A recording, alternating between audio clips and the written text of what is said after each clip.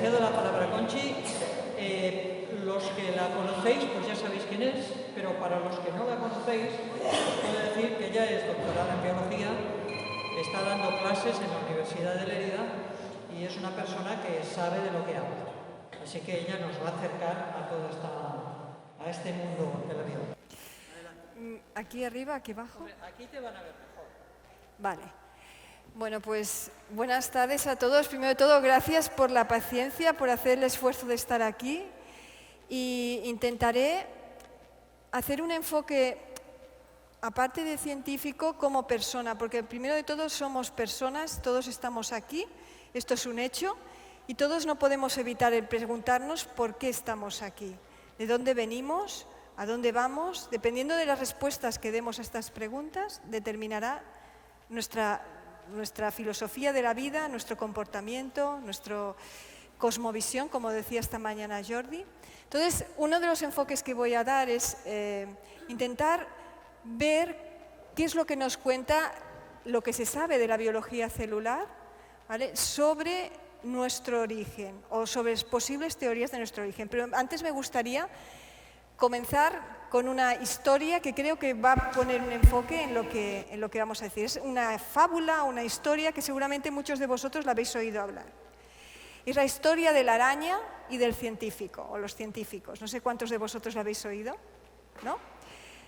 Cuenta la historia de que habían unos científicos que tenían una araña y le habían enseñado a comunicarse con ellos. Y estos científicos le daban órdenes a la araña y le decían: araña, camina, ven a mí, y la araña venía.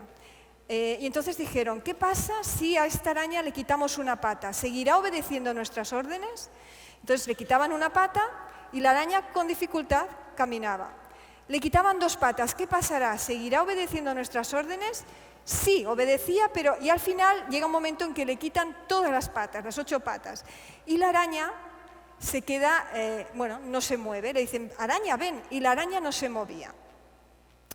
Y entonces estos científicos dicen, después de pensar mucho, dicen: ya sabemos lo que le ha pasado. Es que después de quitarle las 8 patas, la araña se vuelve sorda. Y por eso no nos puede obedecer. Esto lo que nos puede dar un poquito de gracia,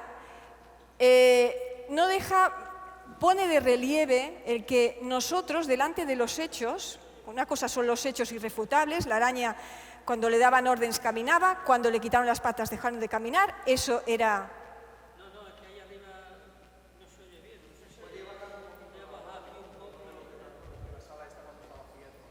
¿Así mejor? ¿Sí? Dicen de bajar un poquito el volumen, que no se oye bien. Vale, entonces, una cosa son los hechos, lo que se observó era irrefutable, ¿no? La araña estaba allí, la araña dejó de moverse, pero otra es la interpretación de los hechos. ¿Por qué esto era así? ¿Por qué la araña dejó de moverse después de quitarle las patas? Entonces, el método científico, ¿no?, lo que os quería... primero tiene unas observaciones, unos hechos irrefutables, e intenta buscar explicaciones a esos hechos, buscar causas a los hechos y formular teorías. Entonces, ¿qué interpretaciones podía haber delante de la araña? Pues mira, la araña se vuelve sorda, la primera que encontraron. Otra interpretación es que quizá la araña necesite las patas para caminar, ¿no? Otra interpretación es que la araña, después que le hemos quitado las patas, se ha enfadado y ya no quiere obedecernos. Son todas estas, hay muchas más, cualquiera que vosotros queráis pensar. Esto es lo que hacen los científicos, observar y formular hipótesis, pero no se queda allí. Es decir, después de formular estas hipótesis, un científico lo que tiene que hacer es diseñar experimentos que le permitan contrastar esas hipótesis, ¿no? Entonces, todas aquellas hipótesis que yo formule, pero que yo no pueda contrastar, no son científicas. Es decir, yo puedo decir que, bueno, esta araña, pues vino un duende y le susurró al oído que no caminara más y la araña, pues, entonces, vale, ¿eso lo puedo contrastar yo? No. Entonces, no es una formulación científica, ¿de acuerdo? Entonces, es muy importante los diseños experimentales que yo pueda hacer para que esas hipótesis sean contrastables, sean lo que se decía Popper, falsables. Una hipótesis falsable es algo que yo puedo contrastar. ¿Por qué estamos aquí, ¿no? ¿por qué estamos aquí? Es decir, como personas, ¿qué es lo que hacemos en este mundo? ¿De dónde hemos venido? Todos queremos, o más o menos todos queremos saber la verdad, ¿no? ¿Qué es la verdad? Preguntó Pilato y nos decían, ¿qué es la verdad? La verdad referente a nuestra existencia, de dónde venimos, ¿no? ¿Por qué estamos aquí? ¿Cuál es nuestro objetivo, si lo hay en nuestra vida? Todos queremos conocer esto. Entonces, una de las maneras que podemos conocer, una de las aproximaciones, que tiene su ámbito, su esfera, evidentemente no lo puede abarcar todo, es la ciencia, ¿no? La ciencia puede dar ciertas respuestas, aunque no las puede dar todas, ¿vale? Entonces, vamos a ver en qué consiste el método científico. Ya lo hemos nombrado, ¿no? El método científico, primero, observa, ¿no? Es un método que consiste en la observación, en tomar notas, en anotar todos los detalles, observar hechos y después de observar estos hechos formular hipótesis, formular teorías que me permitan explicar estos hechos. Entonces yo formulo una teoría y esta teoría después la tengo que validar. ¿Cómo la valido? Pues haciendo predicciones. Si esta teoría es verdad, cuando yo haga esto pasará lo otro. Es decir, si es verdad que la araña se vuelve sorda cuando yo le quito las patas, quizás si le pongo un audífono, después que le he quitado las patas, volverá a caminar, ¿no? O si es verdad que la araña está enfadada, si le doy un sedante, siguiendo la de esto, entonces a lo mejor camina. Y si es verdad que se vuelve coja o que deja de caminar porque no tiene patas, pues si le pongo unas prótesis, volverá a caminar. Es decir, he de diseñar experimentos que puedan ser compatibles con mi teoría. En el momento en que yo haga un experimento para poder explicar mi teoría y eso no sea, el resultado de ese experimento no sea compatible con mi teoría, entonces descarto y tengo que formular una nueva. En ese sentido, la ciencia es un conocimiento dinámico. La ciencia es progresiva y cambia, ¿no? Lo que antes era una teoría válida, pues ahora se descarta porque se han descubierto otras cosas. Entonces, por eso decía que la ciencia tiene su esfera de acción, no es la verdad absoluta, pero sí que nos permite conocer de manera progresiva, ¿de acuerdo? Entonces, ¿qué podemos observar nosotros como seres humanos? Podemos observar, por ejemplo, que este piano está aquí, ¿no? Puedo observar que yo estoy aquí, que se sabe que estoy formada por células, que tengo órganos, que estos órganos pues funcionan de una manera, etcétera. Son observaciones, ¿no? Y observaciones más generales es que hemos llegado a la existencia, que hay seres vivos, que todos tienen una constitución parecida, ¿cómo hemos llegado aquí? Entonces, todas estas teorías, ¿no? La teoría de nuestro origen, cómo hemos llegado aquí, bueno, la respuesta inmediata es porque yo tengo unos padres, ¿no? Mis padres me han dado la existencia, estoy aquí. Entonces, si vamos atrás en la historia, ¿quién dio origen al primer ser humano? ¿Cómo llegó a la existencia el primer ser humano, ¿no? Llegamos a la primera pregunta. ¿Cómo respondemos a esta pregunta? Yo puedo reproducir en el laboratorio o puedo formular experimentos que me permiten recrear la existencia del primer ser humano. Es decir, es posible, yo puedo contrastar esa hipótesis, puedo decir, mira, llegamos a la existencia por azar. Resulta que, bueno, hace millones de años, pues las moléculas, ¿no? De manera pues aleatoria empezaron a juntarse y con el tiempo, pues bueno, estamos aquí. Esto en mi escala de tiempo, como la escala de tiempo que tiene un ser humano, ¿esto se puede reproducir en un laboratorio? No, ¿vale? Yo lo que puedo hacer es formular hipótesis, es que si esto fue así, si llegamos por azar, entonces yo esperaría que pasara esto, lo otro, lo de más allá. ¿Pasa esto? Sí, no, eso es lo que se puede hacer. Pero no es falsable, yo no puedo reproducir en el laboratorio lo que ocurrió en un origen porque no estaba allí, ¿vale? Entonces, las dos teorías de nuestro origen es, primero, la llegada por azar y la otra, la más inmediata, es que no llegamos por azar, sino llegamos por la voluntad de alguien, de un ser creador inteligente. Esas son dos teorías, ¿no? Las dos lejanas en el tiempo, que no estábamos allí. Entonces, ¿las podemos contrastar? ¿Podemos falsearlas? Karl Popper, que era un filósofo de la ciencia, dice, la tarea de la ciencia no es confirmar hipótesis, sino es descartar aquellas que yo no pueda validar. Y por eso la ciencia es progresiva, porque no confirmamos hipótesis. Una hipótesis que yo la pueda confirmar, que la pueda validar a lo largo del tiempo, a lo mejor al cabo de un siglo la descartan porque no es válida. Entonces, la ciencia no confirma, sino que la ciencia lo que hace es validar. Entonces,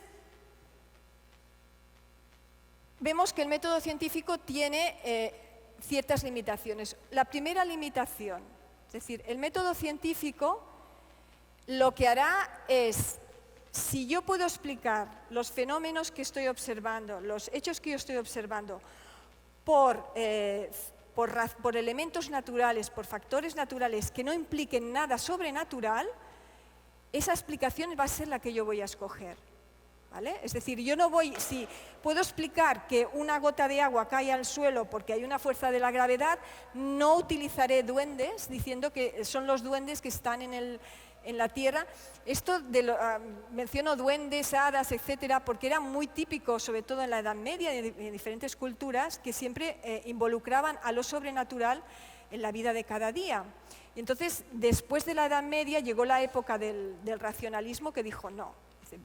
¿No? Vamos a pasarnos de un extremo al otro, vamos a eliminar todo lo sobrenatural de las explicaciones y vamos a buscar científicamente razones, causas naturales. Entonces, el naturalismo es la filosofía, ¿no?, que está detrás del método científico actual.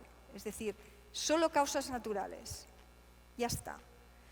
Entonces, si yo descarto cualquier causa sobrenatural sobre lo que yo estoy observando, también descarto la existencia de Dios de mis explicaciones. No que yo diga que Dios no exista, sino si existe, no lo puedo estudiar y no lo voy a involucrar en mis estudios. Eso es el método científico. Por lo tanto, el naturalismo llega a ser una religión. ¿Por qué? Porque queriendo o sin querer, lo que hace es descartar una faceta que nosotros no tenemos control sobre ella. No podemos decir que lo sobrenatural no existe, no podemos demostrar que no existe. Nosotros queremos que existe, ¿no? Y hay gente, pero no lo podemos descartar. Entonces nos estamos limitando la parcela de la realidad a un ámbito que realmente es lo natural. Y por otro lado, sería una prohibición de todo lo sobrenatural en el estudio científico. Y entonces, ¿cuál sería el siguiente paso? Es decir, bueno, si yo puedo explicar las cosas que observo sin necesidad de involucrar a Dios, ¿para qué vamos a necesitar a Dios, ¿no? En todo. Es decir, ¿para qué? Pues yo voy a explicar todo lo que pueda sin Dios. Entonces, problemas, evidentemente, lo que se refiere al origen de la vida, ¿no? Si yo elimino lo sobrenatural, es decir, si yo puedo explicar todo lo que existe sin necesidad de Dios, por muy inverosímil que sea la teoría, escogeré aquella, aunque sea improbable, aunque sea muy difícil de creer. Como he decidido que Dios no va a formar parte de la ecuación, pues me tengo que inventar una teoría que sea compatible. Y voy a intentar, ¿me entendéis lo que quiero decir? Es decir, yo si he decidido que Dios no existe y que voy a explicar toda la realidad desde un punto de vista natural, tengo que encontrar una teoría que me lo explique y voy a intentar, y hay personas sinceras que lo hacen. Yo cuando estudias biología, pues claro, te planteas cosas, ¿no? Entonces tienes que decir, pues esto es verdad o no es verdad, y tienes que decir, ¿es compatible?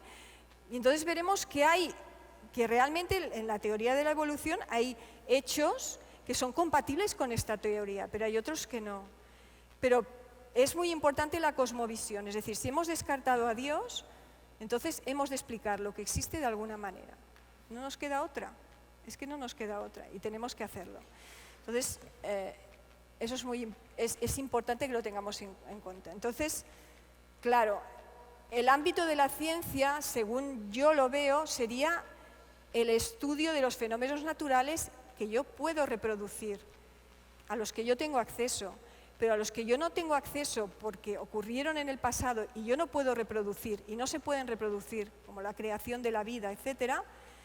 Entonces entramos en el ámbito de la creencia, tanto desde el punto de vista científico como religioso. Es decir, Ahora, en la teoría de evolución, el Dios no es nuestro Dios, el Dios de Abraham, de Jacob, es el Dios tiempo y el azar. Pero es otro tipo de Dios, ¿vale? También le damos un poder que realmente no tiene. Entonces, este sería el tiempo, ¿no? El tiempo de la existencia de nuestro mundo. La teoría de evolución, pues, asigna millones y millones de años, ¿no? Es que los necesita.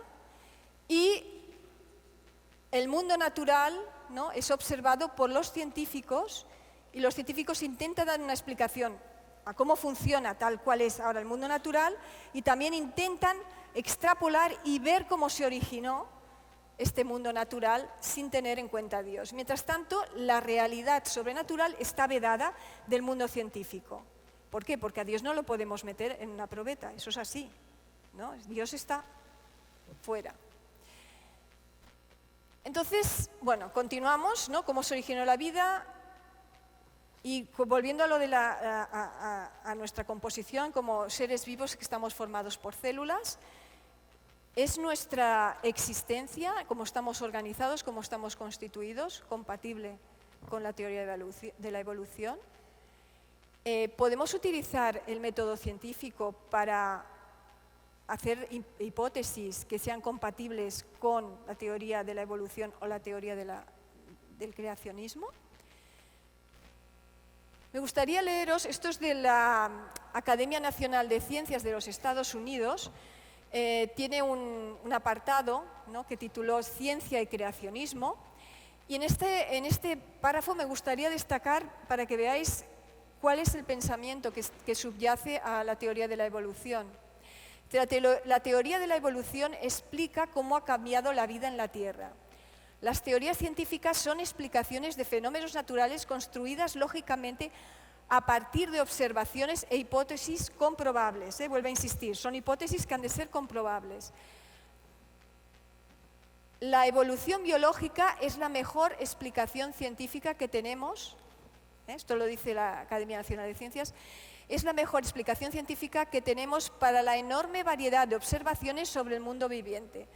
Los científicos suelen utilizar la palabra hecho para describir una observación, pero los científicos también pueden usar hecho para referirse a algo que ha sido probado u observado tantas veces que ya no hay una razón de peso para seguir probando o buscando ejemplos.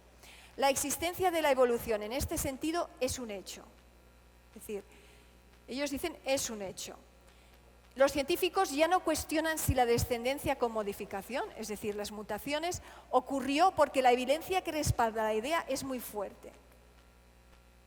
O sea, realmente nosotros en nuestra escala de tiempo no observamos que una especie se convierta en otra. Nadie lo ha observado. Necesitaría millones, según la teoría de evolución, millones y millones de años. A lo que ellos están observando de que es un hecho, es observado, están mezclando dos conceptos, es microevolución y macroevolución. La microevolución es variaciones dentro de la misma especie. Esto sí que observamos, ¿no? Tenemos variedades de razas de perros, variedades de tomates, es decir, diferentes adaptaciones. Sigue siendo la misma especie con pequeñas modificaciones. Esto es microevolución y sí que se observa, ¿no? En el caso de macroevolución se refiere a cambios que lo que producen son cambios en una especie, mutaciones, que hacen que esta especie se convierta en otra, ¿vale? Entonces aquí lo que está diciendo es que estos cambios en las especies es un hecho, se ha observado, ¿no? Y se basa sobre todo en la paleontología y en los fósiles, y veremos por qué. ¿No? El láser no funciona, pero bueno. ¿Veis? Darwin, cuando escribió El origen de las especies, él estuvo en la isla de las Galápagos, ¿no? Y observó que en diferentes islas, los pinzones, pues el pico tenía diferente forma. Dependiendo de la dieta, pues se había seleccionado si había habido alguna mutación en el pico, pues aquellos que tenían el pico más curvado les servía para comer según qué alimentos, etc. En diferentes islas. Pero él extrapoló a esto al cambio entre las diferentes especies y dijo, bueno, ¿qué pasa si estos cambios son tan grandes que me permiten explicar que, por ejemplo, un perro se convirtiera en un caballo, ¿no? Y la teoría, o sea, el motor de la teoría de evolución, ¿cómo puede explicar la teoría de evolución el origen de todas las especies? ¿Vale? Y el motor que utiliza es una serie de mutaciones aleatorias, es decir, sin ninguna dirección, porque la evolución en teoría es ciega, y lo que hacen es que en el material genético existe una mutación. Esa mutación en algún momento pues provoca algún cambio en algún tipo de carácter, vamos a poner los pinzones, ¿no?, que hace que tenga el pico de una manera. Habrá a lo largo de generaciones otras mutaciones pues, que hará pues, que pierda un dedo de una falange, etcétera, etcétera. De manera que estas mutaciones que son ciegas se van seleccionando por el ambiente. Es decir, porque por ejemplo en los polos los osos polares son blancos y no negros. Porque los negros se ven enseguida y son depredados, los blancos no. ¿Quién ha sobrevivido? Los blancos, ¿no? Entonces, la selección natural lo que hace es seleccionar aquellas mutaciones que han conferido caracteres que dan una ventaja sobre el resto. Y entonces, estas mutaciones, habría una selección, nuevas mutaciones, nueva selección, así hasta que generáramos nuevos órganos, un proceso muy lento, porque mira, mutaciones, el ritmo de mutaciones que hay es lento, ¿no? Son ciegas y la mayor parte de mutaciones que se conocen son nocivas, no añaden nada, sino que hacen es quitar caracteres. Por lo tanto, pero esto es el mecanismo que hay, el principal mecanismo que se postula para poder explicar el origen de las especies, ¿no? Entonces, no sé si me... ¿Sí? ¿Sí? Vale. Entonces, este es el motor de la teoría, ¿vale? Entonces, sabiendo esto, ¿qué apoyos tiene esta teoría? ¿No? Dijimos que tenían que formularse hipótesis, y esas hipótesis, si observamos en la realidad que eran compatibles con lo que observábamos, pues, bueno, podían ir encaminadas, pero se tendrían que poder contrastar, ¿no? Entonces, bueno, el registro fósil es uno de los principales argumentos en favor, ¿no?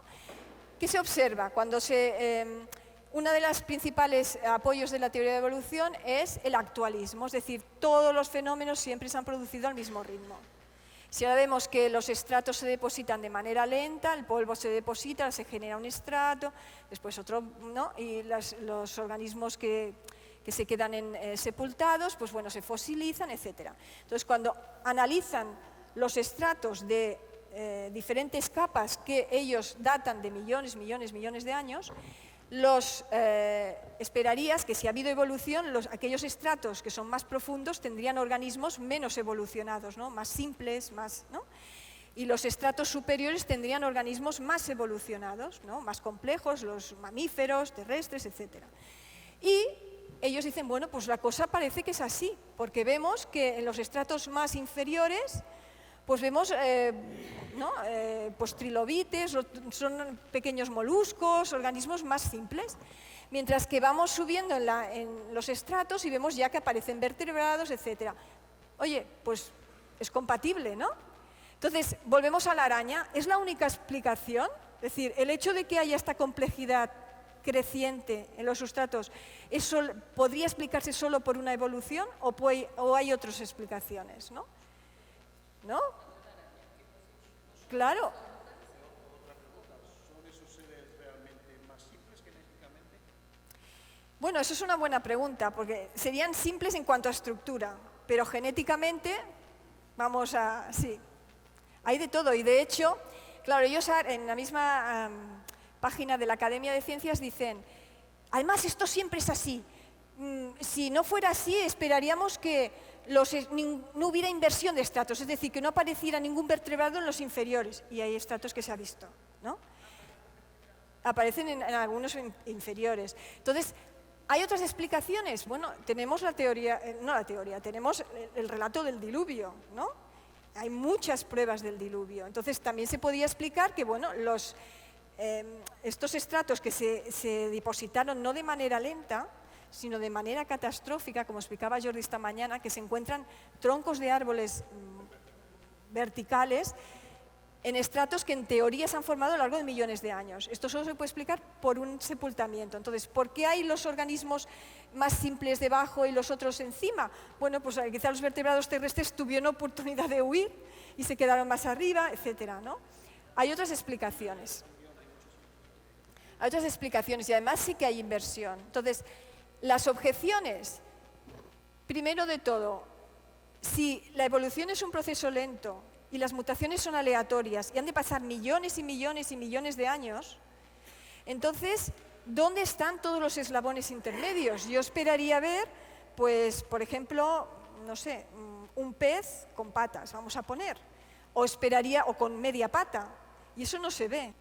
Entonces, faltan muchos eslabones intermedios, a pesar de que ellos dicen que no están bastante los grupos bastante limpios, y es lo que se llama la explosión cámbrica. La explosión cámbrica sería, es que no puedo señalar porque no vale. La explosión cámbrica es que de repente, es decir, todos los estratos por debajo del último, del inferior, no hay ningún fósil. No hay, es decir, todos los organismos pues, unicelulares o menos complejos que esperarías, no. Y de repente aparecen todos en el Cámbrico, todos allí. ¿Dónde está todo el proceso? Ah, no, es que como eran unicelulares y no tenían esqueleto, pues claro, no se pudieron fosilizar. Pero algunos en otros estratos que sí que están fosilizados. Es decir, ¿esta teoría hay sucesos compatibles? Sí, los hay, pero también hay otros que dicen que no es del todo así, ¿no? Que te permiten cuestionarla, no es un hecho, es cuestionable. ¿Vale? Después, otro argumento que es la distribución biogeográfica, es decir, ¿por qué en diferentes lugares encontramos que hay organismos de diferentes tipos, ¿no? Porque en una isla hay solo estos y en otro, bueno, eso es normal. Hay aislamiento, entonces las que se han quedado aislados allí, pues si ha habido alguna pequeña deriva, ¿no?, de microevolución, pues eso es normal, no es yo pienso que no es ningún argumento en favor de la evolución, sino simplemente es algo que ya observamos hoy día. Los patrones ontogénicos comunes, esto se ha utilizado, incluso se utiliza hoy en la universidad después de que haya sido demostrado que es falso. Es decir, yo me acuerdo que tenía un profesor que decía la ontogenia es el resumen de la filogenia. La ontogenia es el desarrollo embriológico y la filogenia es el desarrollo evolutivo, ¿no? Es decir, hacemos árboles filogenéticos, ¿no?, los evolucionistas diciendo, pues esta especie viene de esta, estos son los árboles filogenéticos. Dice, pues si tú quieres ver el árbol evolutivo de una especie, nada más tienes que mirar el desarrollo embriológico, porque allí se ven las etapas por las que ha pasado evolutivas. Y esto es, hubo un investigador, Haeckel, ¿vale? Aquí veis esto es dibujado por él, veis fases de desarrollo de diferentes especies, peces, renacuajos, esto sería una fase, otra fase, otra fase, ¿no? Aquí vemos humanos, incluso veíais un cerdo, una ave, ¿no? Estas tienen las fases embrionarias, las últimas, que son las más avanzadas del desarrollo, están las intermedias y la de arriba, entonces las de arriba, fijaros que son muy parecidas, ¿no?, de un pez. Entonces él decía, pues ya está. Es decir, todos ya podemos demostrar, entonces incluso unos científicos evolucionistas dijeron en el mundo científico que Haeckel falsificó, es decir, falsificó, tenía la idea, bueno, quería demostrar que esto era así, incluso dijeron, el Haeckel lo que quería demostrar es que el hombre también venía del pez, ¿no? Es decir, bueno, entonces esto todavía se sigue enseñando en las facultades, cuando se ha demostrado que es falso. Entonces, ¿qué argumentos hay contra esto? Es decir, sí, el ser humano durante el desarrollo embrionario tiene cola, tiene una cola, pero desaparece. ¿Quiere decir esto que vengamos necesariamente de un reptil? No, significa que durante el desarrollo embrionario pues hay unas células que tienen una función que después se reabsorben y ya está, pero no me impone la necesidad. ¿Por qué? Porque si nosotros hubiéramos venido evolutivamente de otra especie, yo entiendo que si es por causa de mutaciones, esas mutaciones no se mantendrían en el desarrollo, o sea, esas mutaciones harían que la fase anterior quedara borrada, ¿no? ¿Por qué tengo que tener en el desarrollo embrionario el patrón de un pez si ya las mutaciones han borrado ese patrón? ¿No? Por otro lado, hay semblanza, es decir, durante el desarrollo embrionario hay capas embrionarias que se plegan, que generan cavidades, etcétera, y que es común en las diferentes especies. Pero esto me impone la idea de que yo venga de esas especies, racionalmente me la impone, es decir, no hay otra explicación. Hay otras explicaciones. Puede haber un patrón común, un diseño común. Cuando, el ejemplo típico, ¿no? Cuando un fabricador de pianos sigue un patrón común, pone a todos tecla, pone a todos pedales, pero el diseño de la tapa puede ser diferente. Pero ¿para qué diseñar teclas redondas si las cuadradas ya funcionan bien? ¿Entendéis? Es decir, un diseño común. Eso podría ser una explicación. Entonces, otro argumento es decir, bueno, pues vemos, por ejemplo, en las extremidades de diferentes organismos, pues, por ejemplo, en las alas de un murciélago, en nuestras manos, pues que hay estas ¿no? falanges o huesos, y todo nos recuerda pues, a que hay un patrón común, sí. ¿Y? A mí no se me impone la idea. Yo intento pensar que no estoy muy condicionada por mi pensamiento creacionista, pero racionalmente, que tengan este patrón común no me impone que uno venga del otro. Es decir, existe este razonamiento de que en círculos, que no es una demostración. Es decir, este patrón dicen que es una demostración o evidencia de la evolución, a la vez que la evolución es una demostración de este patrón. O sea, no son pruebas, sino que es un círculo vicioso en el cual hemos de cortar. Es decir, ¿esto realmente prueba un origen común? Yo creo que no.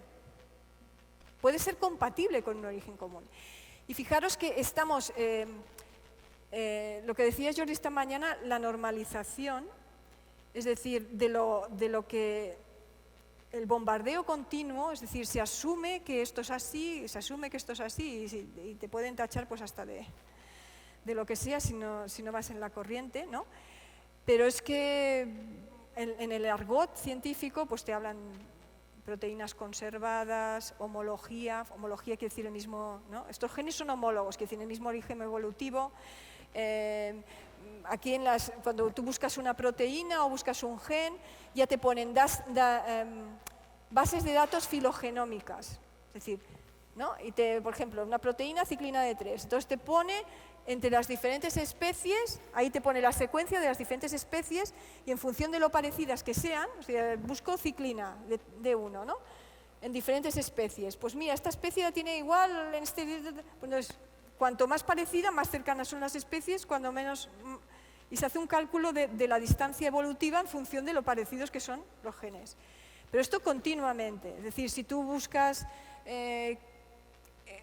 motivos de interacción, etcétera, también va a ser bueno, esto es una anécdota, ¿no? Yo colaboro con un chico que ellos bueno, tienen esta visión, entonces digo, mira, yo quiero saber si esta proteína y esta pues se unen, ¿no? Entonces, ¿ellos qué hacen? Pues diseñan como unos algoritmos en el ordenador y simulan la estructura.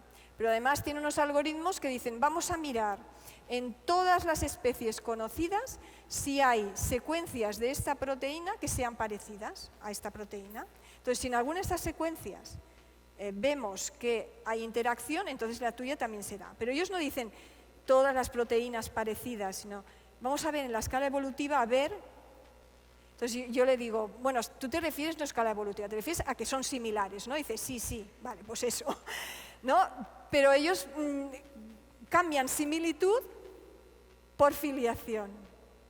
Y eso eso pienso que es un defecto de razonamiento, porque, o sea, porque alguien se parezca a alguien no quiere decir que sea alguien venga del otro, ¿no? Quiere decir simplemente que las dos personas se parecen y sí, puede venir una de la otra, pero puede ser que las dos tengan un diseñador común, ¿vale? El problema que hay, que como el diseñador común yo no lo puedo meter en una probeta, ¿vale? Entonces tengo que explicar las cosas, por inverosímiles que sean, por un método que no implique a Dios. Ese es el problema.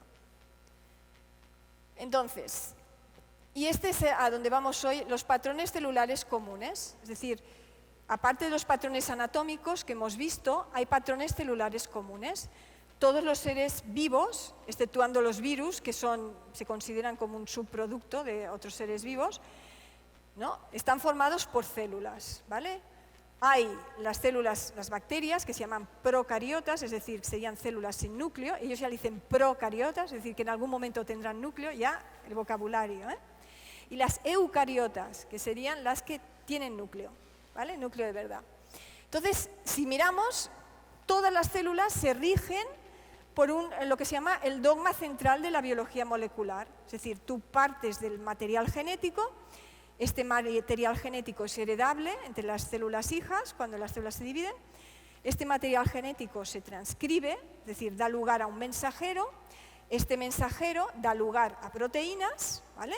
Y además, los aminoácidos son muy parecidos entre las diferentes especies. Todas las especies utilizan los mismos aminoácidos, los mismos ladrillos para hacer proteínas, el mismo código genético, es decir, es un patrón calcado, ¿no? Y por otro lado, también utilizan la misma fuente de energía. El metabolismo pues utiliza una moneda energética que se llama el ATP. Y esto está en todas las especies. Es decir, son patrones celulares comunes. Es muy fácil pensar, si tú crees que, bueno, que no ha habido un creador, pues que evidentemente de un ancestro común, pues todos han heredado esto, ¿no? Si admites esta explicación, entonces, ¿cuál sería la teoría? La teoría sería, no hay manera de tener puntero, ¿verdad? Porque es que se ha acabado el... Sí, no, pero es que no va. Se ha acabado. No. Bueno, ahí en círculo, esto sería, digamos, lo que se postula que sería la historia de la vida en la Tierra, ¿no? Tendríamos que, inicialmente, no se sabe cómo, ¿no?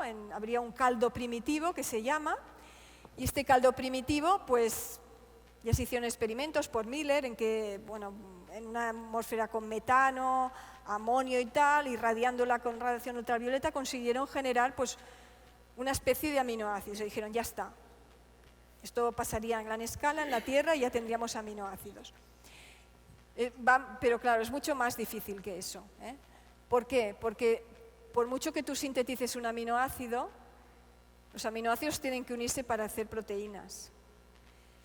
Y aunque hagas una proteína no es nada, no sirve para nada. Una célula es muchas proteínas que están coordinadas y han de estar envueltas en una membrana. Es decir, han de ocurrir tantas cosas a la vez para tener una célula, y después que esa célula, una vez ha formado, se pueda dividir, porque si tienes esa célula y no hay DNA, se acabó, vuelta a empezar, ¿vale? Entonces ellos dicen que de alguna manera no saben cómo, dicen, pero como estamos aquí tiene que haber pasado, pero no sabemos cómo. Entonces hay un caldo primitivo, se genera una primera membrana plasmática, que sería como una capa de grasa que envuelve a la célula, con su DNA, su material genético. Después ese material genético iría mutando, se irían generando orgánulos dentro de la célula, porque las células tienen orgánulos, ¿vale?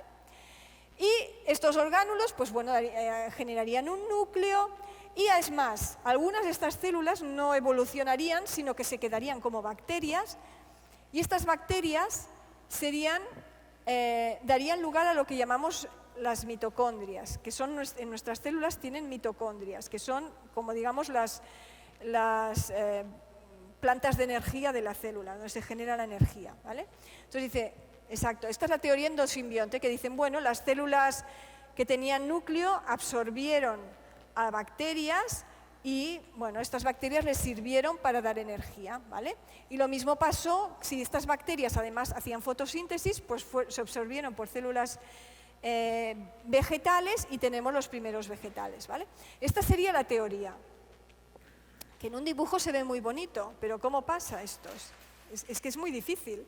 Imagínate en un ambiente hostil, sin protección de ozono, radiación ultravioleta por todos los lados, mutando el DNA, que el DNA se forme y que encima esté rodeado por una capa, es decir, es muy improbable, altamente improbable. Pero claro, tiene que haber pasado si no admites otra explicación, ¿no?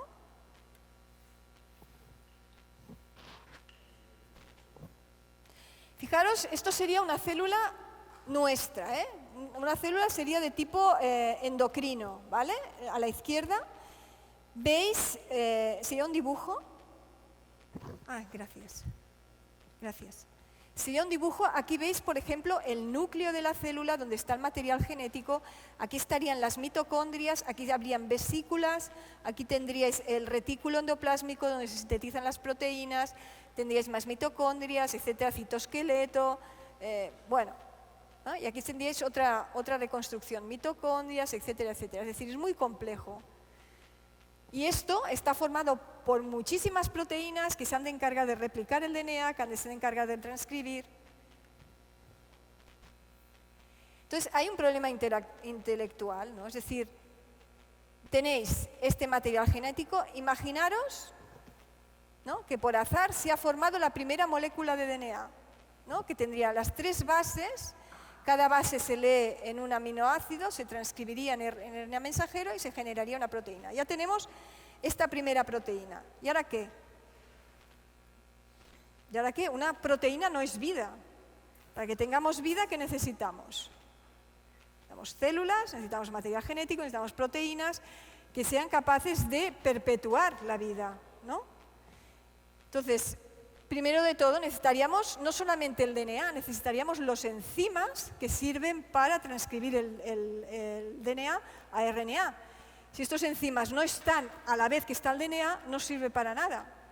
Ahora ya tenemos el RNA, si tenemos ahora los enzimas, los ribosomas que sirven para traducir. Es decir, todos estos factores tienen que confluir y coincidir en el tiempo. Si no están en el tiempo, todo el proceso se aborta.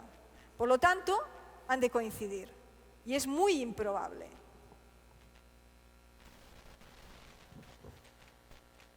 Esto sería, bueno, una animación del proceso de transcripción. Aquí tenéis una célula, ¿vale? ¿Cómo se convertiría el DNA en proteína?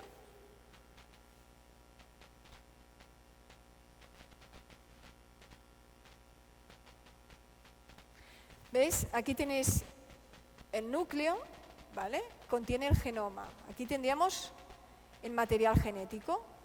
Entonces, está envuelto por esta membrana nuclear. Aquí tenéis los cromosomas que serían como DNA supercondensado. ¿De acuerdo? Cuando lo descondensas, para que este DNA dé lugar a RNA y se exprese, expresar quiere decir que se transcriba y dé proteínas, necesitas enzimas que lo descondensen, porque para ocupar poco espacio está súper condensado. Entonces hay que extenderlo, ¿no? Hay este enzima que será el que separará las hebras, dará lugar al RNA, ¿vale? Y este RNA después se procesará y pasará del núcleo, afuera del núcleo, para traducirse en proteínas. Si yo genero una molécula de DNA, ¿vale? Y solo tengo el DNA y no tengo toda la maquinaria necesaria para que esta molécula genere todo lo que necesito para la célula, no sirve para nada. No sirve para nada. Y aunque tenga un solo DNA, un único gen, no me va a servir para nada. Podré tener una molécula orgánica, sí, pero no tendré vida. ¿Vale? Ahora ya está. Sí. Bueno, esto sería el RNA sale del núcleo y esto sería para un gen.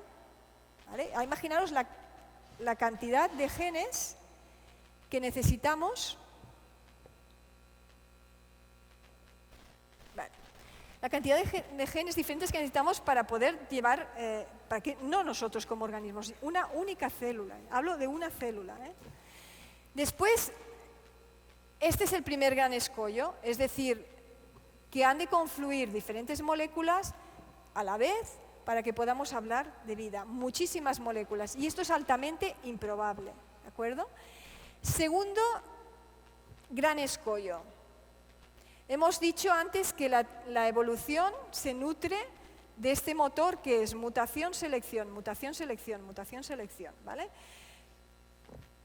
En la vida que nosotros observamos, ¿no? A a la escala que nosotros observamos, el ritmo de las mutaciones que se producen más o menos es lento. No se producen mutaciones. Ahora, desafortunadamente, cada vez hay más mutaciones por problemas ambientales, problemas de dieta, etcétera, etcétera. Donde es muy evidente la presencia de mutaciones es, por ejemplo, en las cepas bacterianas, ¿no? Todos habéis oído hablar que cuando después de tomar varios antibióticos hay resistencia, ¿no? Las bacterias pues, se vuelven resistentes a antibióticos, entonces... ¿y por qué se vuelven resistentes? Pues bueno, porque mutan. Las bacterias mutan. Pero esa resistencia a antibiótico no es porque estas bacterias ganen y expresen una proteína que antes no tenían, que ahora les confiera resistencia al antibiótico. No, es por pérdida de una proteína que al metabolizar el antibiótico es tóxico. O sea, es todo lo contrario. ¿De acuerdo? Entonces, aquellas bacterias que mutan en ese enzima que tienen, que metabolizan el antibiótico y hace que las mate o las afecte, al mutar pues las hace resistentes, pero no es porque ganen una nueva proteína y las haga resistentes, ¿de acuerdo? Entonces, la mayor parte de mutaciones que se observan son mutaciones que afectan a la función negativamente. Mutaciones que creen nuevas funciones o nuevos órganos básicamente no existen. Pueden existir duplicaciones de órganos, ¿vale? Por problemas de desarrollo embriológico, etcétera, pero no nuevos órganos. Eso es poco frecuente. Entonces, si consideramos el ritmo de mutaciones que tiene que ocurrir y que tienen que confluir a la vez, es realmente altamente improbable, ¿no? Es altamente improbable. El segundo gran escollo, y yo pienso que este es uno de los fundamentales en la biología celular, y es el concepto de complejo mínimo irreductible. ¿Qué quiere decir esto? Es decir, imaginaros que tenemos la maquinaria de la evolución, la teoría de la evolución, lo que nos dice es que estas mutaciones que se generan, ¿vale? Las mutaciones que se han generado, pues para poderse fijar en la descendencia, han de conferir algún carácter ventajoso, ¿vale? Si yo ahora muto y, por ejemplo, no sé, pierdo el dedo gordo del pie, vamos a poner, eso a mí no me si tengo que caminar en la vida que llevamos, no me supone ninguna ventaja, al contrario, me da una desventaja. Ahora, si yo ahora muto y resulta que me salen alas, vamos a poner, eso me daría una ventaja, ¿no? Pues me podría desplazar más rápido, tendría menos problemas de artrosis, lo que fuera, vamos a poner. Entonces, la idea es que para fijar una mutación, esta mutación tiene que dar algo positivo. Si la mutación no da algo positivo, es igual que esté que no esté. Entonces, respecto de todos los otros descendientes de esa misma generación que no tienen esa mutación, pues mi descendencia no estará favorecida. Por lo tanto, serán todos iguales y con el tiempo esa mutación se diluirá, ¿vale? Ahora, si me confiere una resistencia, yo transmitiré esa mutación a mi descendencia y esta será favorecida respecto del resto, ¿no? Como, por ejemplo, imaginaros una mutación que a un antílope le hace que corra más rápido. Entonces estará más protegido ante los depredadores y estos sobrevivirán de manera más rápida, etc.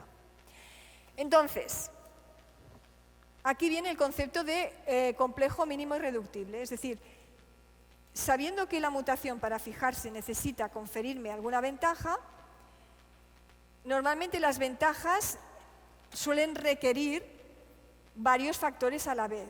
Es decir, por ejemplo, en vertebrados, los ojos de los vertebrados, el ejemplo típico, ¿no?, son diferentes del ojo de una mosca, ¿no?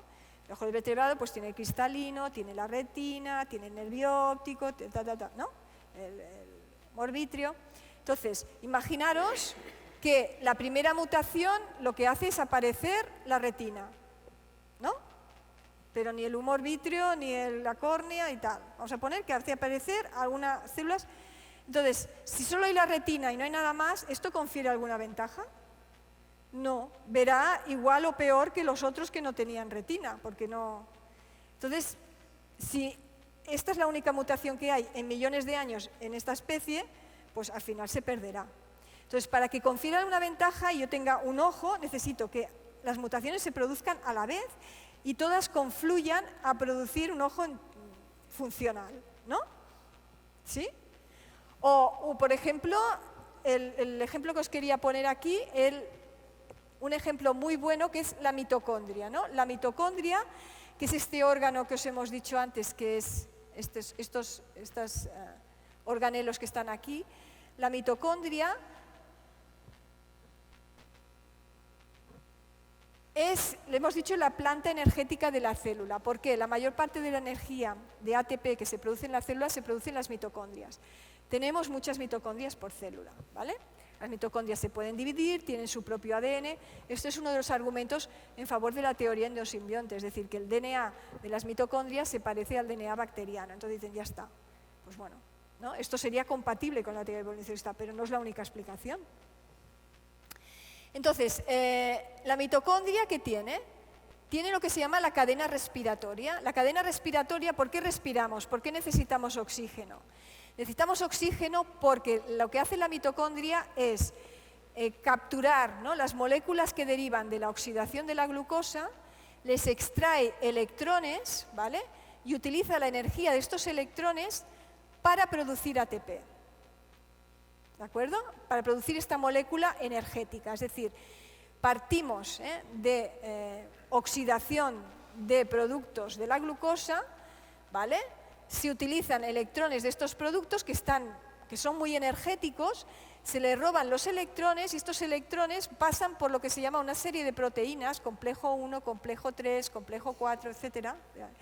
Son complejos con muchas proteínas implicados, y entonces se utiliza esta energía para sintetizar ATP a través de esta molécula que es la ATP sintasa.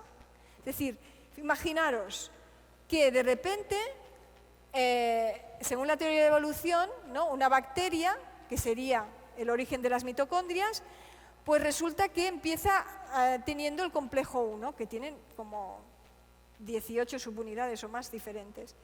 Si no se producen estas subunidades a la vez, ¿es alguna ventaja tener esto? No. Necesitamos tener todas a la vez. Entonces, o bien se han producido todas a la vez, o bien no hay una explicación. ¿Entiende? Entonces, me gustaría que vierais, estos son vídeos que se han hecho en la Universidad de Harvard como animaciones para entender, estos serían el complejo 1, complejo 2, complejo 3 de la mitocondria. Y esta sería la ATP sintetasa, ¿vale? Entonces,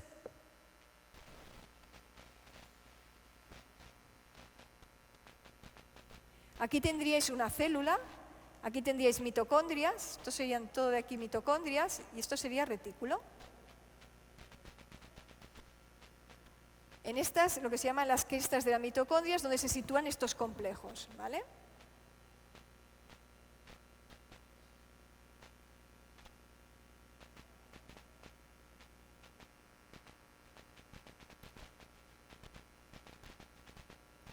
Además, la mitocondria tiene dos membranas, la interna, que es donde están los complejos, y la externa.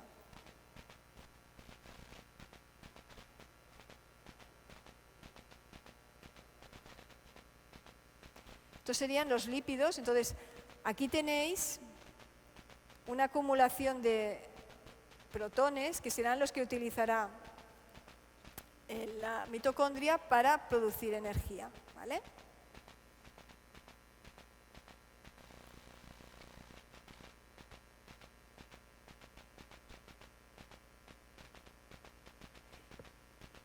Y esta sería la ATP sintetasa.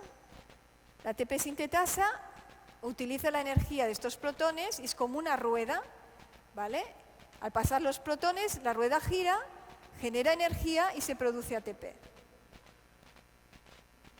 Si tú tienes esta ATP sintetasa, pero no tienes toda la cadena de antes de electrones, no se genera ATP, necesitas todo a la vez. Y esto es la fuente de energía nuestra. ¿Por qué el oxígeno que nosotros respiramos lo que hace es absorber finalmente, que absorbe finalmente los electrones robados a estos productos de la glucosa, ¿vale? Entonces, ¿por qué el cianuro envenena? ¿Por qué hay otros venenos? Porque sustituyen de alguna manera el oxígeno y roban la capacidad de producir energía, ¿vale? Serían venenos relacionados con el funcionamiento de esta cadena respiratoria. Y aquí tenéis los complejos, el complejo 4, el complejo 3 y el complejo 1, ¿vale? Entonces, tienen que estar acoplados. Si no están todos a la vez, no sirve de nada, ¿de acuerdo? Y esto es uno de los grandes argumentos en favor del diseño inteligente, ¿vale? Yo puedo tener un piano, pero si primero el piano solo tiene una tecla y no tiene la caja de resonancia, no tiene los muelles, no va a sonar. Entonces no representa ninguna actividad, ninguna ventaja selectiva. Se puede parar ya el vídeo si queréis. Sí.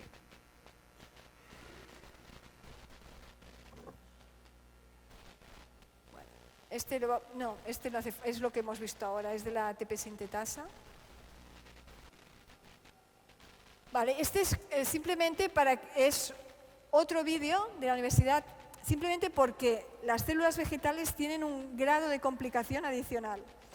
Las células vegetales tienen mitocondrias, pero además de mitocondrias tienen un organelo que se llama cloroplasto, ¿vale? El cloroplasto sí que tiene la clorofila y es el que se utiliza para a partir de la luz romper el agua en oxígeno, ¿vale? En oxígeno y después realizar carbohidratos. ¿Por qué las plantas exhalan oxígeno? Porque rompen el agua es H2O, la rompen utilizando la luz y generan oxígeno y después protones que se utilizarán para la síntesis de carbohidratos. Es decir, es interesante y es muy importante que nosotros, que tenemos un metabolismo dependiente de oxígeno, convivamos con organismos vegetales que nos proveen de ese oxígeno, ¿no? Entonces, bueno, los cloroplastos tienen lo que se llama el centro antena, que capta la luz, la dirige al agua, etc. Entonces, existen explicaciones alternativas, lo de la araña otra vez, ¿no? ¿Existen explicaciones alternativas a que la araña sea sorda? Sí, en nuestro caso, por ejemplo, podemos hablar de que lo que observamos, el hecho de que todos tengamos células, de que estas células todas tengan ATP, que tengan un metabolismo bastante parecido, que estén organizadas en orgánulos parecidos, puede obedecer a que haya un diseño común, ¿no? También una objeción importante a la teoría de evolución es la segunda ley de la termodinámica, que esta mañana se hablaba, ¿no? Es decir, si todo tiende al desorden y al caos, ¿por qué hay un desarrollo evolutivo de menos complejo a más complejo? Lo normal es que si la primera célula que se formara, la tendencia sería que se desbaratara enseguida, ¿no? Es decir, y lo que estamos observando ahora precisamente es el desarrollo de la ley de la termodinámica, es decir, ¿no? Nacemos, crecemos, ¿no? Envejecemos en nuestro estado de pecado, porque la ley de la termodinámica, ¿dónde se ha observado? En un estado de pecado. No sabemos antes del pecado si esta ley era así o no lo era, no lo sé, ¿no? Pero lo que observamos ahora es precisamente la degradación. No observamos que vayamos a... La geología también da evidencias de que hubo un cataclismo global, ¿no? Que la Biblia se refiere como un diluvio.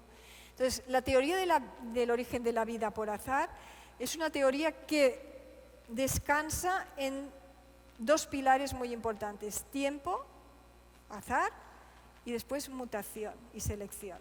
Es decir, tiempo, azar, mutación y selección. Entonces, bueno, podemos...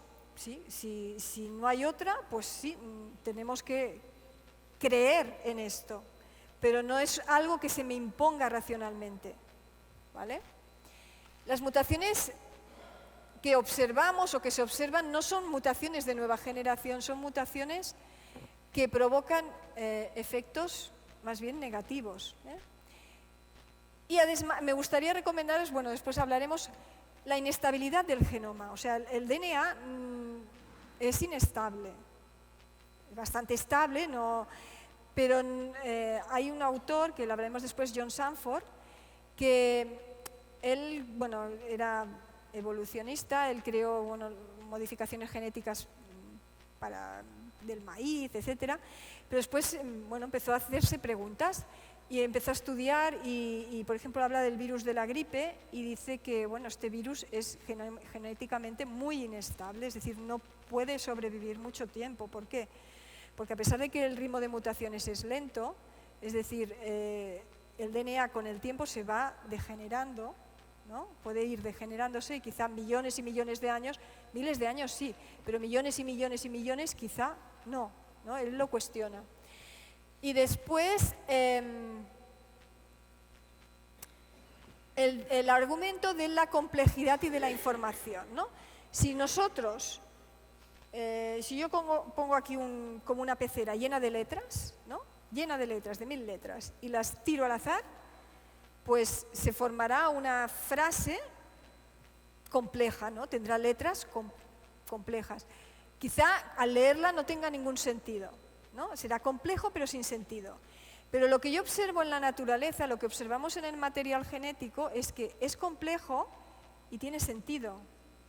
Es decir, cuando se lee el DNA, cuando se traduce, produce proteínas que tienen una función. No todo tiene una función. Hasta hace poco se hablaba del DNA basura, que el 90 o el 80% de nuestro DNA no servía para nada, solamente un poco por ciento se traducía. Pero es que, aunque no se exprese, tiene una función reguladora. Es decir, cuando decimos que algo no sirve para nada es porque no sabemos para lo que sirve, pero seguro que sirve. Como se decía que el apéndice era un órgano vestigial, ¿no? Que evolutivamente pues no tenía sentido, se había quedado allí, pero ahora se ve que tiene una función inmunológica muy importante. Es decir, todo lo que tenemos seguro que tiene alguna función, pero no sabemos para qué sirve. Esto es lo que os decía, ya finalizando. John Sanford, si podéis conseguir este libro está muy bien porque te hace pensar mucho. También Walter Weiss, no sé si lo veis, John Sanford no es adventista, pero Walter Weiss sí. Aparte de tener una experiencia de conversión dramática, él era zoólogo, o es zoólogo, era evolucionista, bastante... Y bueno, cómo llega, explica su experiencia, ¿no? Génesis en conflicto, explica su experiencia de evolucionista a creacionista. Además, recomiendo bastante tiene bastantes conferencias sobre el creacionismo. Después, este libro, En busca de los orígenes, ¿no? De Jean Flory y Henry Lasolo-Formaso-Andro, también es bastante didáctico, y de Ariel Roth, La ciencia descubre a Dios. También me gustaría, si podéis, tenéis oportunidad, aquí Jordi os puede asesorar mejor, en el Hub Media Cataluña hay una serie de vídeos de traducción de reportajes, de documentales de la creación de investigadores del Geoscience Research Institute, que es adventista, que están muy bien. Te hacen pensar, si saliendo de aquí, lo que me gustaría es que saliéramos con la capacidad de poder cuestionar y pensar. Es decir, no dar por hecho nada, simplemente poder pensar y decir, ¿es esto así? ¿Realmente lo que me están diciendo se impone racionalmente? ¿No hay otras explicaciones? Y si a Dios yo no lo puedo meter en un tubo de ensayo, quizás porque la esfera en la que yo me tengo que relacionar con Dios no necesariamente es el método científico, ¿no? La realidad no solo es la realidad observable, puede haber, yo creo que hay otra realidad. Entonces, dejaré la ciencia en su ámbito, en lo que yo puedo estudiar y lo puedo reproducir en el laboratorio, y mi experiencia espiritual, ¿no? Haré que forme parte de mí. Lo que no haré es decir, como no lo puedo ver, no existe. No, los átomos no los veo, pero yo sé que existen, ¿no?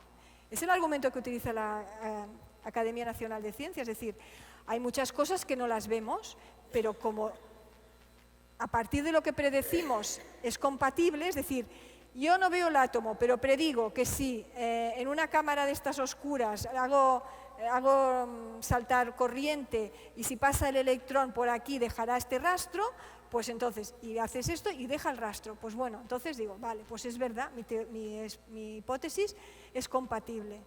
Pues en el caso del diseño inteligente, es decir, si hubiera un Dios inteligente que me ha diseñado, esperaría que ¿no? Que la información que ha puesto es una información que tiene sentido y es muy poco probable que al azar pues el DNA se haya juntado generando estas secuencias, ¿no? Es poco probable. Te dirán, bueno, pero tú lo que estás viendo es el final del proceso. Ha tardado millones de años, es un proceso único y ha llegado hasta aquí. Vale, muy bien. Es tu opción, ¿vale? Es poco probable, pero bueno. Y bueno, simplemente os quería dar las gracias y reconocer que realmente si somos sinceros y observamos alrededor, aunque estemos en un mundo dañado por el mal, siempre Dios se manifiesta a través de él. Y podemos ver belleza, podemos ver diseño y podemos ver amor. O sea que gracias a todos, no sé. Gracias. Ahora le agradecemos a Conchi que vaya. Si alguno tenéis alguna duda de lo que he dicho o otra cosa que podéis plantear, ella con mucho gusto intentará dar una respuesta que pueda ser. Una de las preguntas que siempre me he hecho yo, si ha habido evolución, ¿por qué no seguimos evolucionando? Y han habido nuevas especies, nuevas formas de vida, nuevas... Claro, el problema, sí, es una buena pregunta. Lo que pasa es que en la escala de tiempo... No se ha parado. Una cosa evoluciona, no hay algo que lo pare. Esto sí, lo que pasa es que como son escalas de tiempo de millones de años, nosotros en nuestra vida no podemos observarlo. Ellos te dirán, bueno, quizás nosotros no, pero al cabo de, no sé, 3 millones de años veremos que el humano ya no es igual. O que, de hecho, me gustaría, no sé si habéis oído hablar de Yuval Harari. ¿Os suena Yuval Harari? Que sí, ¿no? Que es un ideólogo del Foro Económico Mundial, es un escritor israelita. Entonces, él ha escrito un libro que titula Homo Deus. Y Homo Deus dice que, bueno, que precisamente que seguimos evolucionando y que ahora el hombre, pues bueno, ya tiene capacidades y esto lo relaciona también con el tema del transhumanismo. ¿Sabéis oído el transhumanismo? Es decir, por un lado dice que el ser humano somos animales hackeables, que habrá como una clase, digamos, de seres humanos, pues que nuestro pensamiento estará en la nube, que habrá como... Bueno, es un poco ciencia ficción, ¿no? Pero él va en esta idea de que el humano, él habla de Homo Deus, supongo que se refiere a una élite que tendrá superpoderes y el resto, las media, ¿no? El resto de la masa. Pero, sí, pero la idea es que esto no se para. Es decir, ellos lo que dicen es que, bueno, y más ahora todavía más, porque el ritmo de mutaciones ha incrementado, pues, bueno, por todo lo que hacemos con el ambiente, etcétera, ¿no? La capa de ozono está dañada, lo que fuera. Entonces, bueno, incrementa el ritmo de mutaciones, pues, como nosotros somos conscientes de esta mutación, vamos a hacer una selección. O sea, ahora el ser humano puede seleccionar. Es el que selecciona y decide. La élite decide, tú sí, tú no. Es lo que él propone en su... No sé si me he explicado.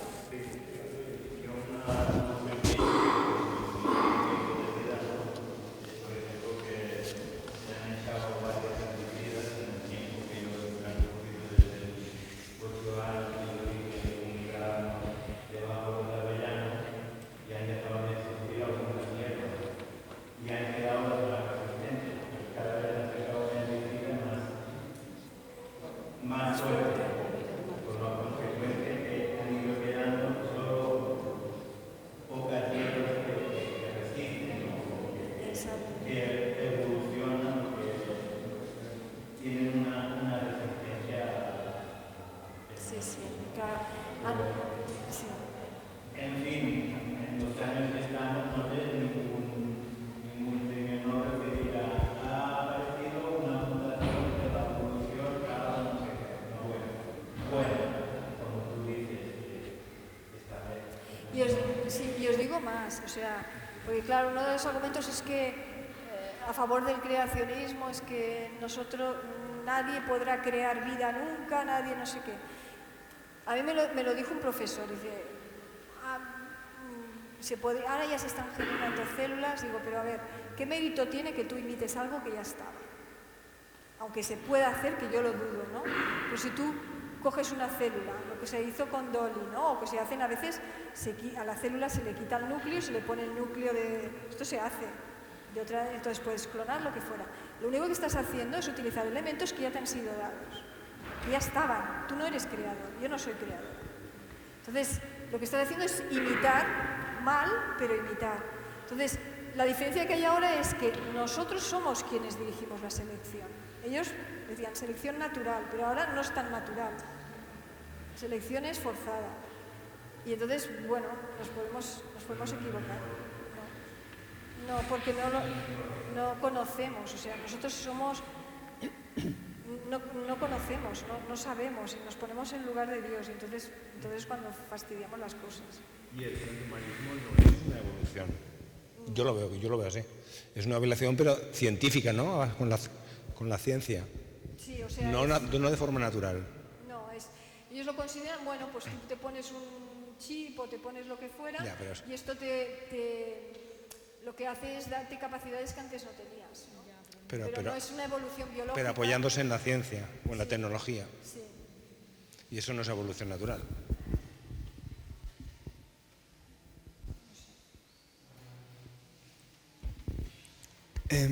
Mi pregunta es, o sea, claro, porque no sé si fue en cuarto de la ESO que me explicaron un poco de esto del tema de la evolución, y también como iba a un colegio católico, también hacía religión católica, y la profesora decía que el creacionismo y el evolucionismo estaban relacionados, que eran uno solo eran dos formas de mirarlo. Porque decía que, por ejemplo, la teoría del Big Bang coincidía con que Dios dijo que hubiese luz y que más o menos seguía el mismo orden, el proceso de la creación de los animales y de los organismos, con el proceso en el que Dios creó los animales en la semana. Entonces mi pregunta es si estás de acuerdo con esta relación y cómo responder a esta idea que tenía mi profesora en relación a que los días eran simbólicos y simplemente era la acumulación de millones de años. Sí, esto es un argumento que se utiliza mucho, ¿no? Y de hecho, yo no hablo hebreo, pero todos los filólogos que he escuchado que analizan el texto dicen que el análisis de Génesis se refiere a días, porque además dice tarde y mañana, no dice un periodo, tarde y mañana. Esta profesora era de filosofía o de religión. De religión. Entonces le podías decir, en este sentido, que si ellos admiten, si es católica, y supongo que aceptará Jesús se menciona Génesis, o sea, da de autoridad a Génesis. Habla en el principio, cuando hablan del divorcio, dice en el principio no fue así.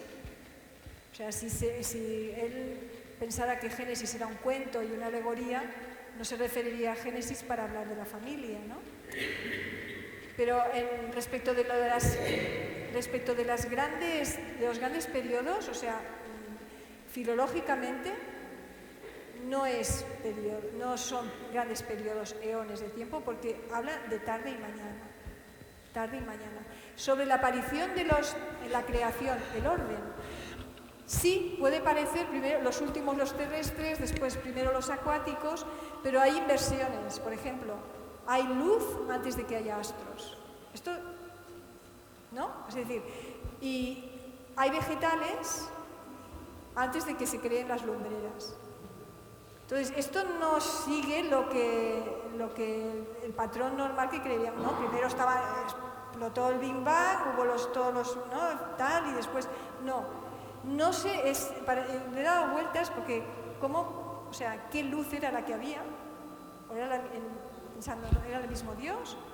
¿O eran otros? Y después genera las lumbreras, los astros. pero cuando dice en el principio creó Dios los cielos y la tierra, hay quien dice que se refiere, lo creó todo. Y hay quien dice, no, solamente aquí se está hablando del planeta Tierra. Es decir, esto todavía hay cuestiones, pero lo que está claro, filológicamente, es el periodo de 24 horas. Y que Jesús se refirió a la creación de manera, fíjate que dice, la serpiente antigua. Si fuera un símbolo, no hablaría de la serpiente antigua. Habla de Satanás. Y Satanás estaba en el Edén. O sea que, y me has preguntado otra cosa, que era... Pero más, bueno, y es muy importante como creyente el tema, que son diferentes puntos del creacionismo. De hecho, la Iglesia Católica, el Papa Juan Pablo II dijo que la creación era un hecho, que no había ningún problema. Sí que hay un problema y bastante gordo teológicamente, porque si tú admites la creación, la evolución, significa que ha habido muerte. Ha habido muerte antes de que el hombre existiera. ¿Por qué? Porque el proceso de selección implica que los menos aptos mueren, que hay muchos seres antes de que se culmine, ¿no? Llega al hombre. Y entonces, en un momento Dios, la teoría de evolución insufla al hombre alma y entonces ya es alma viviente, según la teoría. Es un problema gordo porque en la Biblia lo que dice que la muerte solo empezó, ¿cuándo empezó? Cuando el hombre pecó, no antes. Entonces, si hay muerte antes, ¿para qué sirve el sacrificio de Cristo? O sea, es un problema teológico, aparte de todo lo relacionado con la creación. El problema teológico yo lo veo muy gordo, porque es que no tiene sentido. La expiación de Cristo, la muerte, todo esto.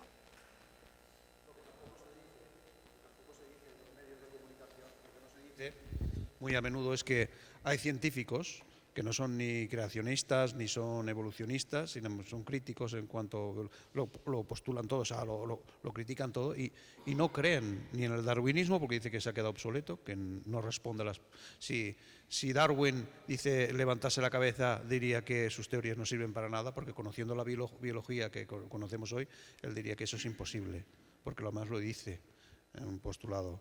Entonces, en cuanto al Big Bang y todo, han puesto un telescopio ahí arriba que se llama el Hubble y está cuestionando toda la teoría del Big Bang.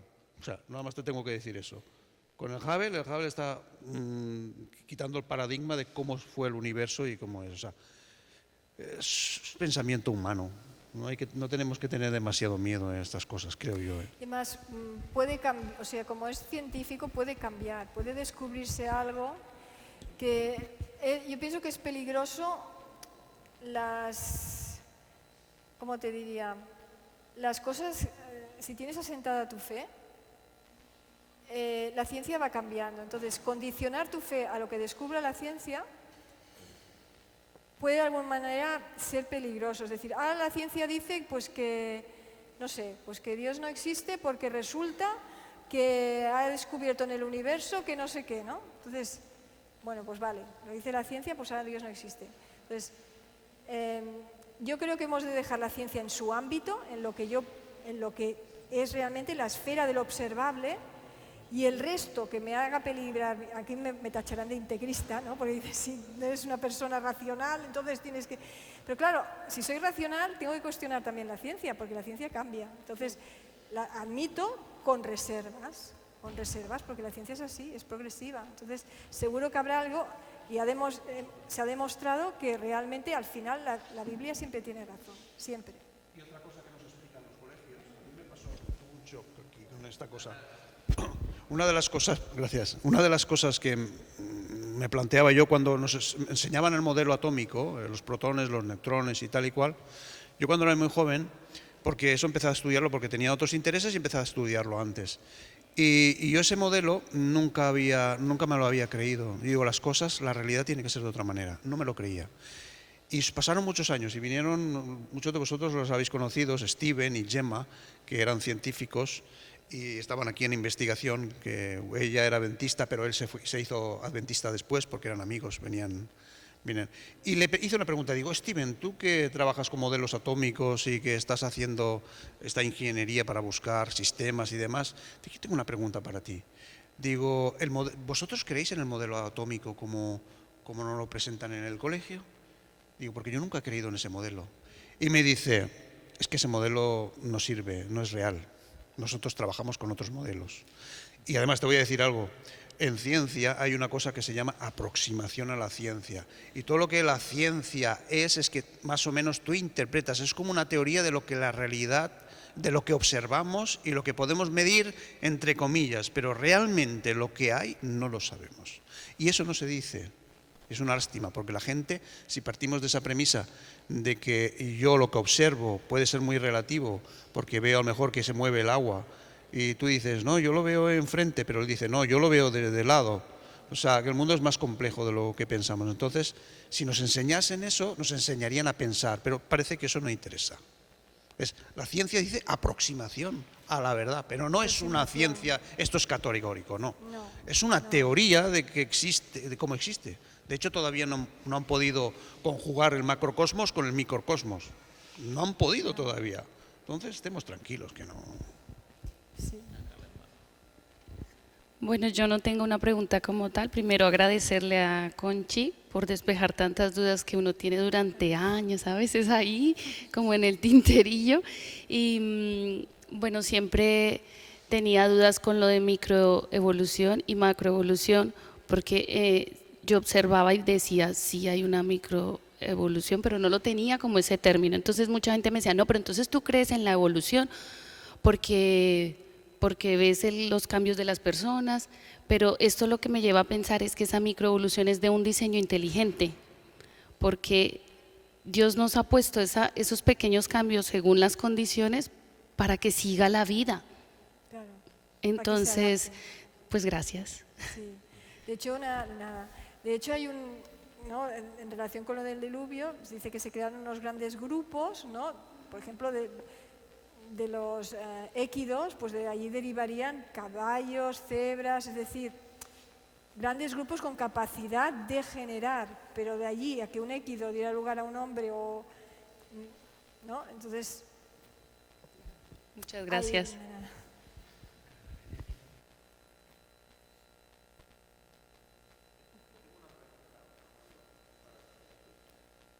Es cierto, has hablado de las proteínas, porque mi hija estudia biotecnología y a veces pues, comenta con nosotros y cosas muy interesantes. Y es verdad que tú has hablado de las proteínas, pero también ella creo que me dijo que también de conforme se plieguen las proteínas, también es muy importante. O sea, que si fallan en ese plegamiento para tener la forma, para que sean funcionales, tampoco funcionaría. No, el plegamiento ¿Eso es así? Otro grado de complicación. Es decir, si tú tienes una proteína, se traduce, pero no se plega bien, no sirve para nada, se ha de degradar y producirlo otra vez. Aunque tenga todos los aminoácidos que hace falta. Aunque lo tenga todo, necesitas una estructura tridimensional. Si la tienes plana y estirada, no va a servir para nada. No es funcional, o sea, es que es... gracias por responder. Sí. Que había oído de ella... Sí, es que es complejo.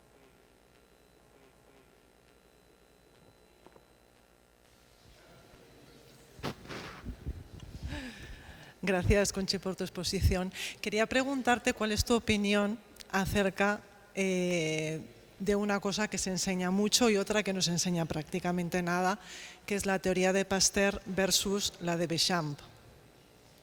¿Lo importante es el microbio o lo importante es el terreno o medio? O sea, ¿te refieres al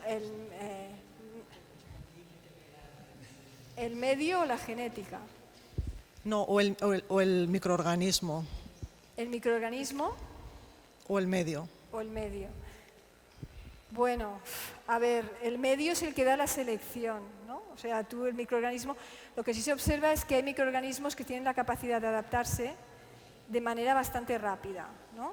Entonces, si tú, por ejemplo, en el caso de levaduras, lo que se hace es depleccionar algunos aminoácidos y ver si se adapta.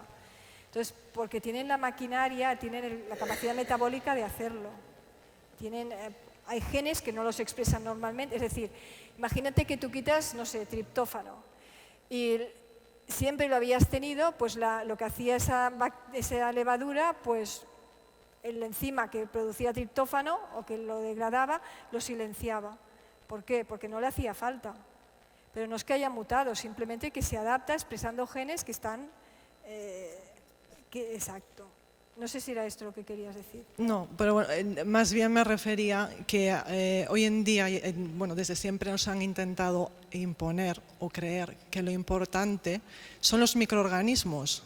Ah, Pero lo importante no son los microorganismos solamente, lo importante es el medio, o sea, cómo estamos cada uno de nosotros. vale, te refieres a la microbiota. Vale, es que pensaba que decías microorganismos. Vale. Claro, la teoría del patógeno con la teoría del medio. ¿Cómo estás tú para que esos microorganismos te afecten a ti? ¿No? Y un poco que la teoría de Béchamp es que casi nadie conoce a Béchamp, casi nadie sabe cuál es su teoría, qué explicó. Sin embargo, Pasteur, es que estamos rodeados de microorganismos por todos los lados y aquello parece que es aquello la guerra. Bueno, ¿cómo cuidas tu cuerpo para que no te afecte todo eso? De hecho, los microorganismos son necesarios. Son necesarios, es decir, hay patogénicos, pero nosotros sin flora intestinal o flora, pues la flora sirve para modular el sistema inmune, para modular nuestro sistema nervioso.